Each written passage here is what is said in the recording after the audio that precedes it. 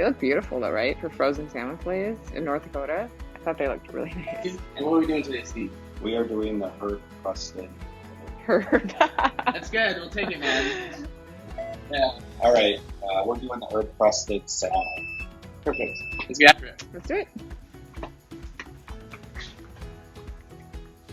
Come, I'm with you. Yeah. All right, so we're going to take the salmon and get it into the oven. We've been preheating it at 425. So we'll place the fillets on our grill pan, and we will do that skin side down. And then we're going to put those in the oven for about 10 minutes. Yeah. And you'll be able to see the juices will Run initially kind of white, and then they'll kind of run clear at the end when the salmon is fully cooked. It depends on how you like your salmon prepared. You can do it a little medium if you prefer that, or medium rare.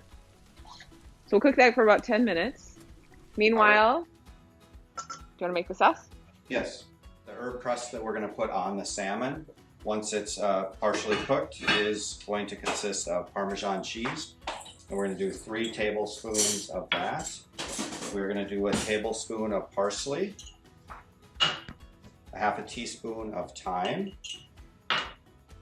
and 2 teaspoons of lemon juice.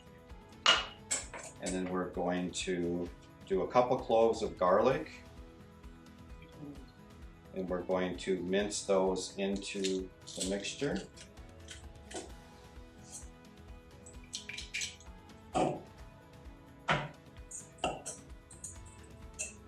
So we'll get that mixed up, and you can see that that's a nice consistency for putting on top of the salmon when they're ready to do their final cook.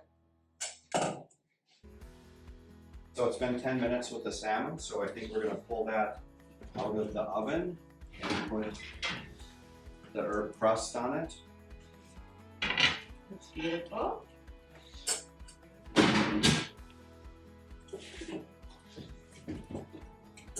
So remember the Parmesan, the garlic, the herbs, lemon juice.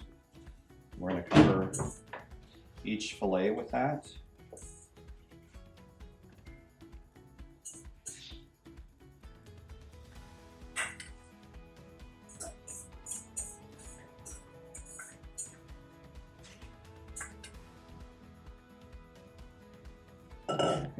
Then we're going to take that and put it back in the oven for another 5 minutes and let that cheese melt and form that crust on the top.